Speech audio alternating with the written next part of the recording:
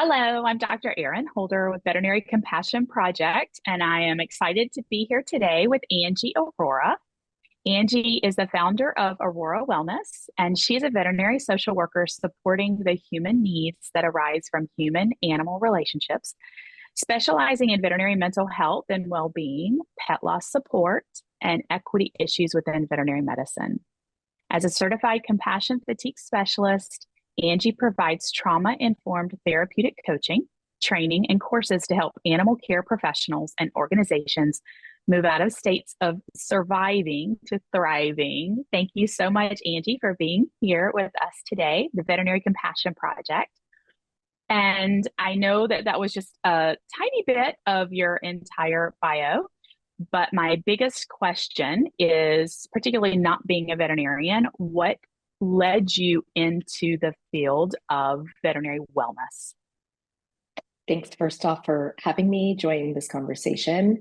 My journey into this, you're absolutely right. I'm not a veterinarian. And when I entered into this space, I had absolutely no idea the journey that it was going to take me on.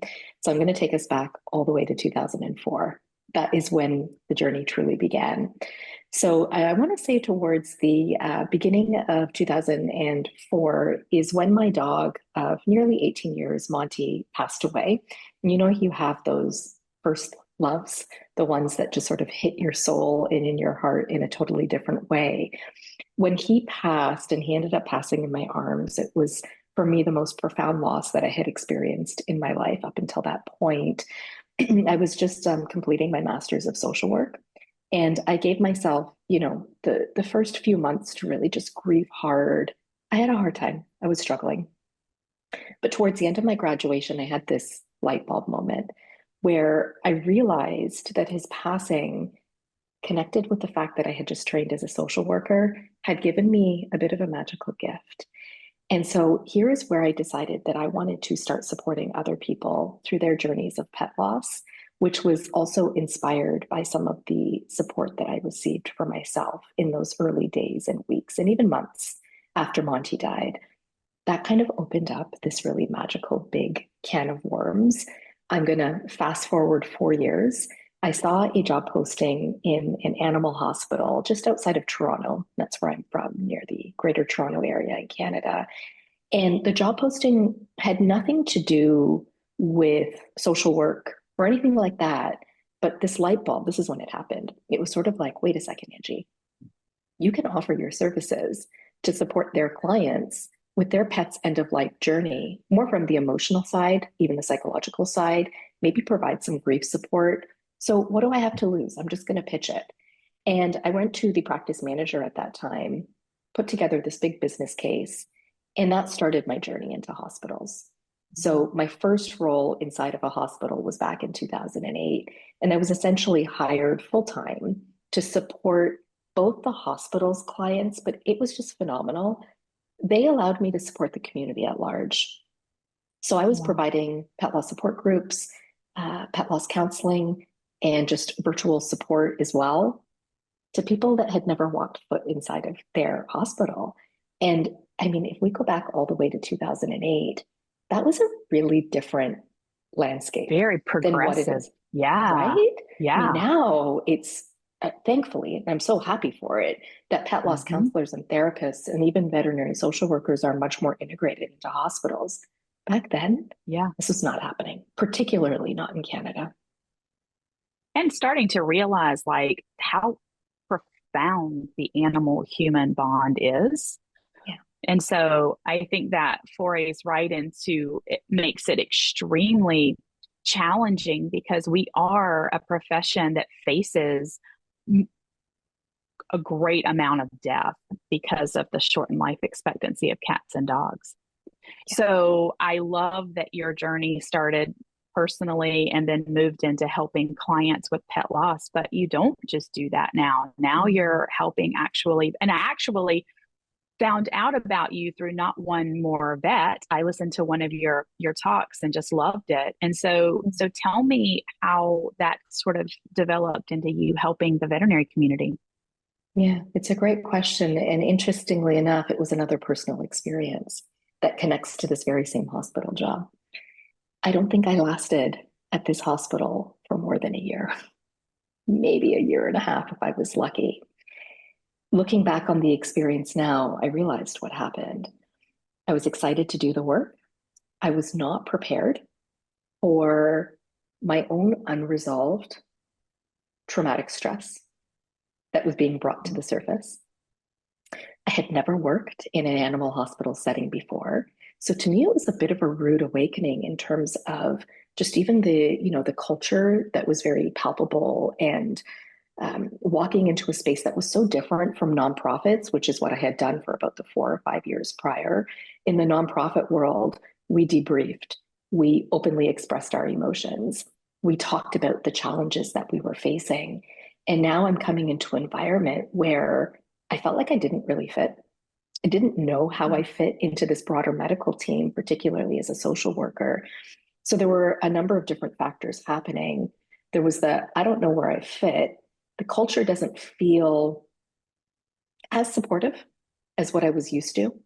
I saw people, quite frankly, miserable around me, Yeah. coupled with my own stuff coming up.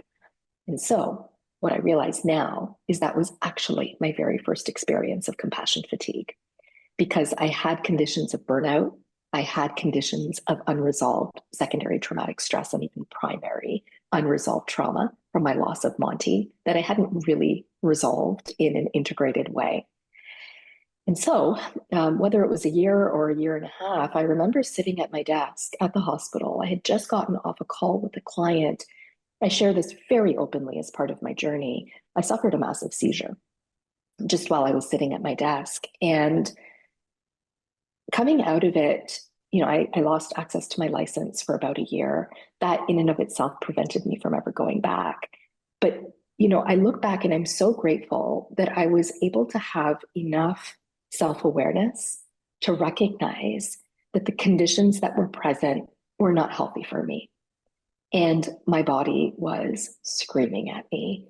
If I look back and I'm really truthfully honest with myself, I could feel in the gut, in the pit of my stomach for many, many months that something was not right. But, at the young age of in my 20s, and what most of us do, we push through, we push through. Yeah. And then my body said, stop.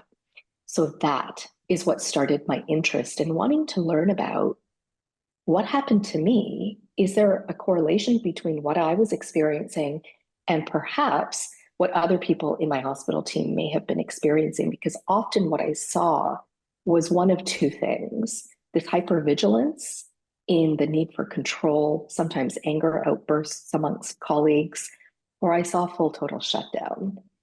And maybe, then I didn't have the language for it that I do now, but I knew something wasn't right. So in that year following leaving the hospital job is when I became certified as a compassion fatigue specialist.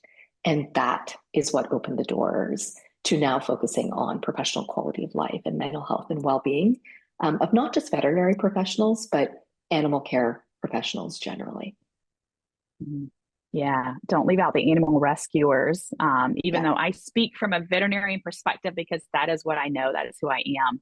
But I work very closely with animal rescuers, and it's a very thankless, very difficult job. And then our beautiful staff that surrounds us and supports us. The rate of burnout and leaving the profession is just astronomical. It's really a crisis that we're in.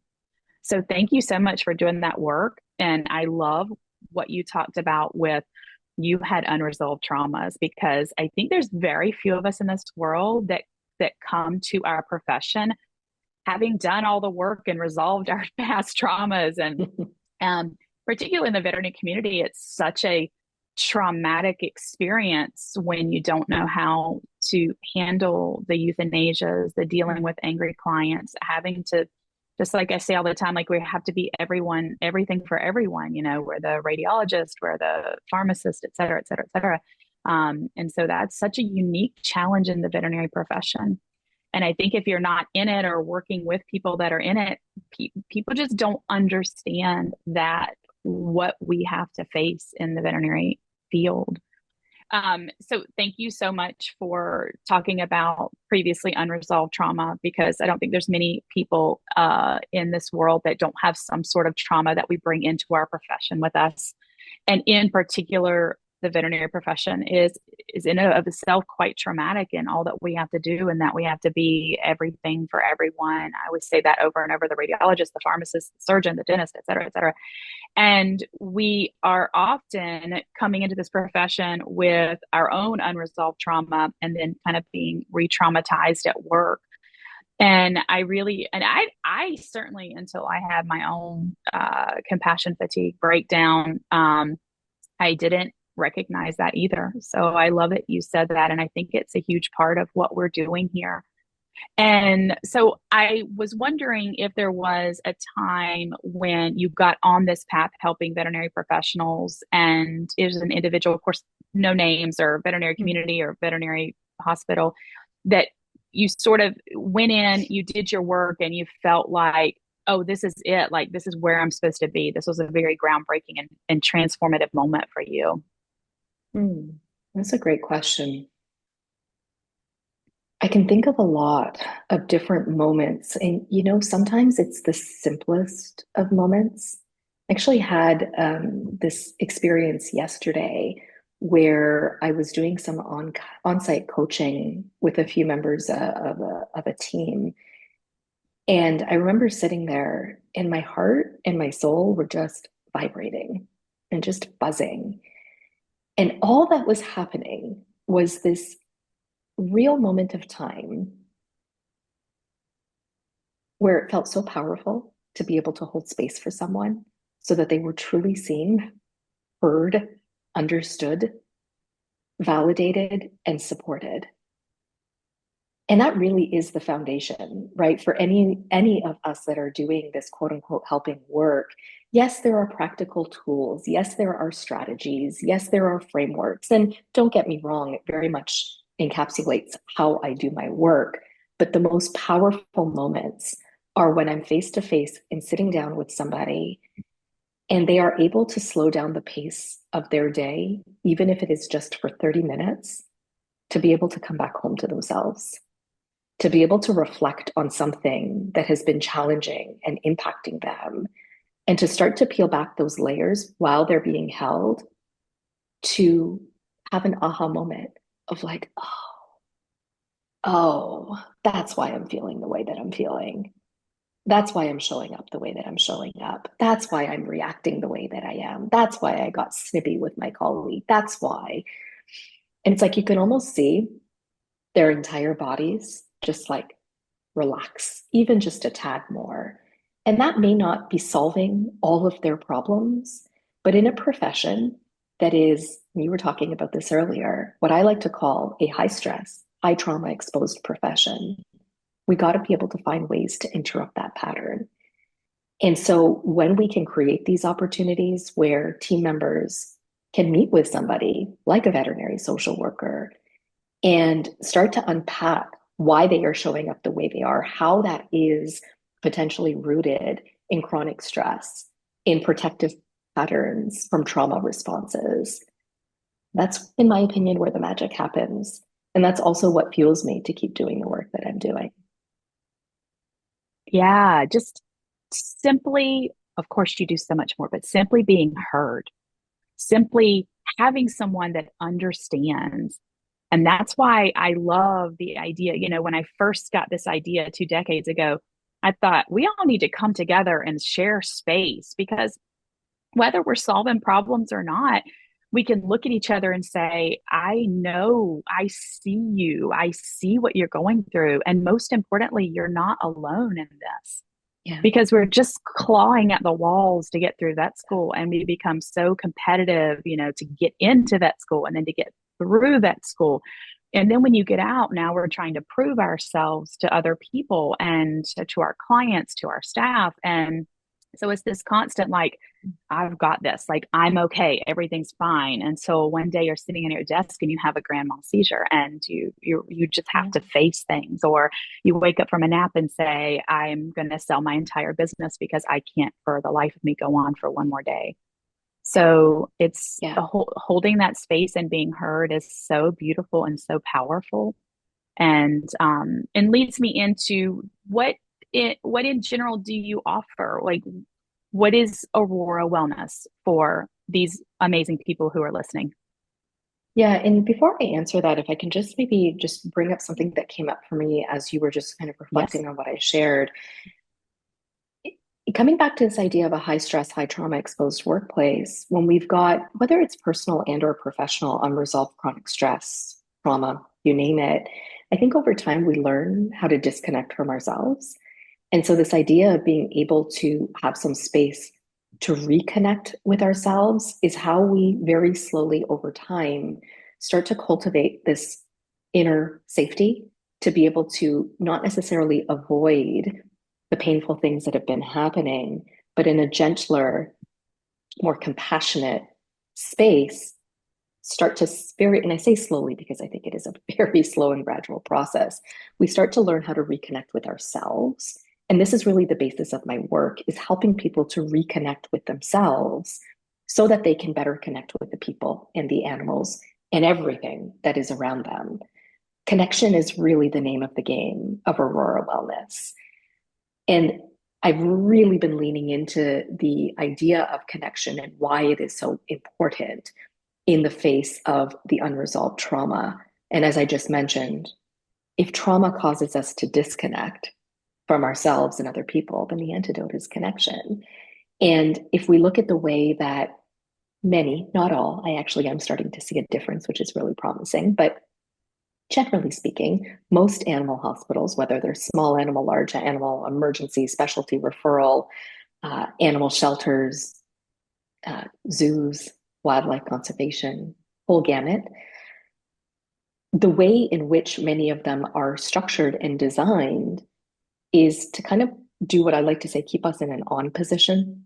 There are no moments, or it's very hard to find moments of even 5 minutes to stop and take a pause.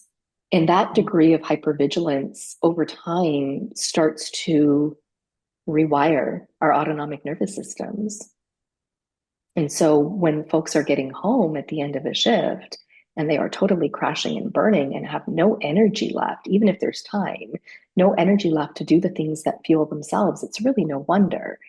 So the premise of Aurora Wellness is to help to interrupt that constant on position so that folks can start to learn how to reconnect here in their own bodies, in their own hearts and emotions, and back to their own thoughts, so that they can show up more connected to their colleagues, to their clients, and to their patients and the animals they serve.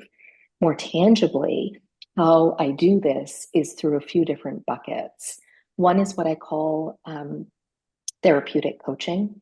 So, as a certified coach as well as a therapist, I sort of blend both modalities of the forward movement change that we get through coaching, as well as other modalities, for example, like cognitive behavioral therapy, dialectical behavioral therapy, somatic therapy, acceptance and commitment therapy, and kind of blend those to offer people a little bit of this unique way of being held in which they can go backwards through their life as well as forward and really start to create some tangible goals for their professional quality of life. So the therapeutic coaching is one bucket. I do a lot of training, one-off presentations, webinars for veterinary hospitals, animal shelters, etc. And then I also provide integrated supports for organizations. And this is where it can look different depending on the client that I'm working with. I have, just as an example, one organization that has me kind of supporting from high level structural change through policies, et cetera, all the way down to frontline support for their staff. And in some of my clients, I'm going on site to provide just wellness coaching for their team members. And so it can be a bit of a gamut and a mix and match of what that hospital, organization, or practice wants to do. So those are kind of the three: the therapeutic coaching, the training and courses, and then on-site support for staff at any type of animal care organization. That is so beautiful. Thank you so much for doing that. And I will say, yes, definitely the autonomic nervous system, that is a huge part in not being able to regulate it and staying in the on position is a huge component to compassion fatigue and burnout. And also just like coming to the profession and the situation with not even enough reserve because we've used up so Mm, much of our reserve in veterinary school and getting into veterinary school and in vet school. And so we've got this, reserve that's not filled up. And so when we have a situation that shouldn't be as alarming as it is, it's actually alarming because our nervous system doesn't know how to handle it. And we just don't have the backup and the reserve to help us. And we stay like with foot on the gas and our heart rate stays elevated, which takes so long for it to come back down. And we really suffer mm, physiological changes and yeah. problems secondary to that. Well, it's interesting that you say that because one of the things that I've been noticing a lot more, I don't know what it is, just about this past year, is I've been working with more early career veterinarians and noticing the trauma responses that got so embedded from schooling and how that's showing up now in Yes. practice, even down to, for example, my whole body's starting to shake if somebody's going to watch me perform a procedure. Yes. And these are the nuanced bits of our lived experience that I don't think we talk enough about how some of these really stressful and overwhelming experiences shape us so physiologically and even subconsciously that when we're not met with that understanding, care, and support, we're left to feel like we're the ones that have something wrong with us. When really, when you can understand how the nervous system works, you're like, oh, okay, this actually makes sense. And now, if it makes sense, I just need to get the right help and support to be able to move through these patterns. Exactly. And stop feeling like we're alone in the journey and we're the only Yeah. ones suffering because actually almost every single veterinarian or veterinary staff member I talk to is suffering in some way. So it's beautiful the work that you're doing. And the reason why I instantly made a connection with you so that you could come to our retreat in Petaluma, California, April 4th through 6th. We're so very excited to bring a group of veterinary professionals together to hold space, to say you are not alone, you are loved, and to lay out a program for how you can immediately go back into your career and your life and you can thrive and not just survive, to take your words, which is exactly what our goal is, and to bring all these beautiful healing modalities because there's not one of us that has the answer. So some may resonate with one healing modality and some may resonate with another.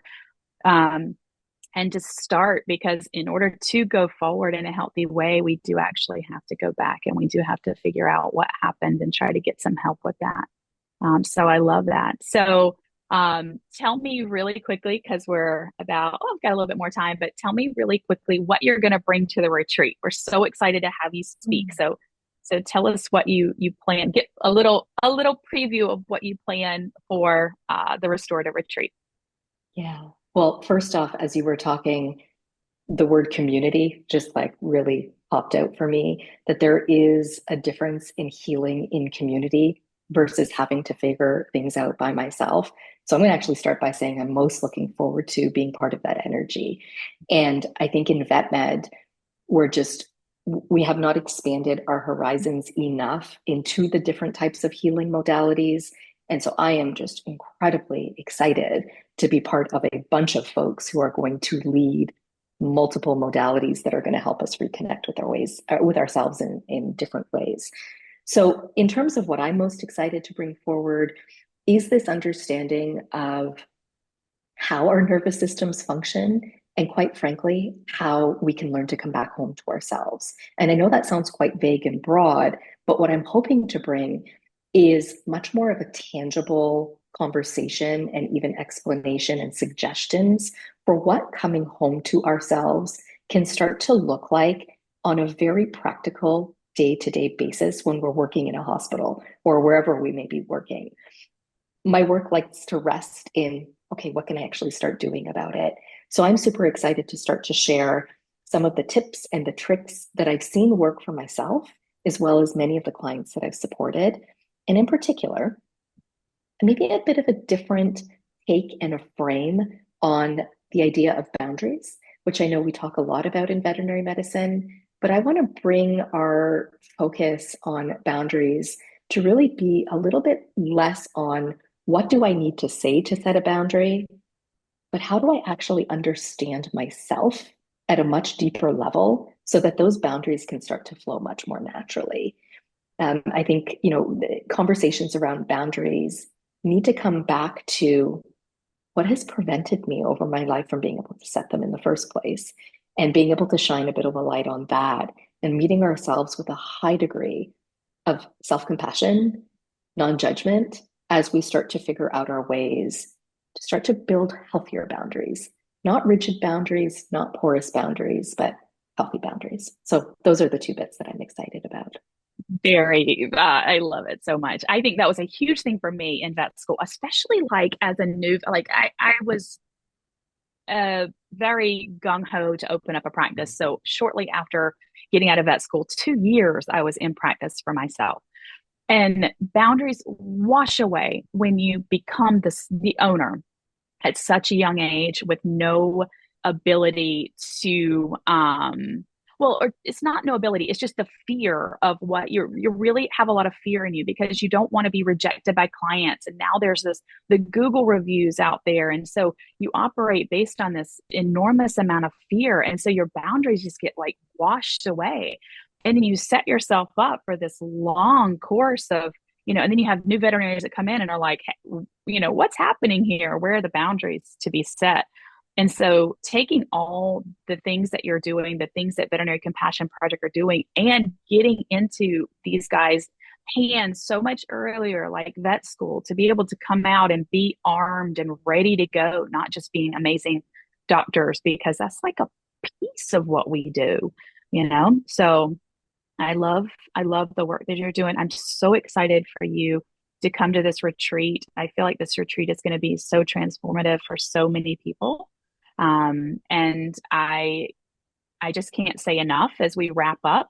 Is there any last thought that you want to share with our listeners?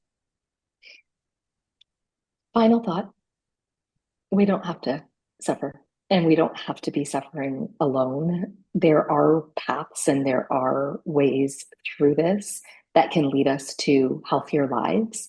And I'm just really excited for what the retreat is going to offer to help us cultivate that journey. Thank you so much, Angie. Thank you for your time. Thank you for your mission. Thank you for helping us. We are in so need and we are so excited to just start talking about it so that everybody can feel like we hear you, we see you, we love you. And that's what this is all about. So thank you. Thank you so much. Thank you.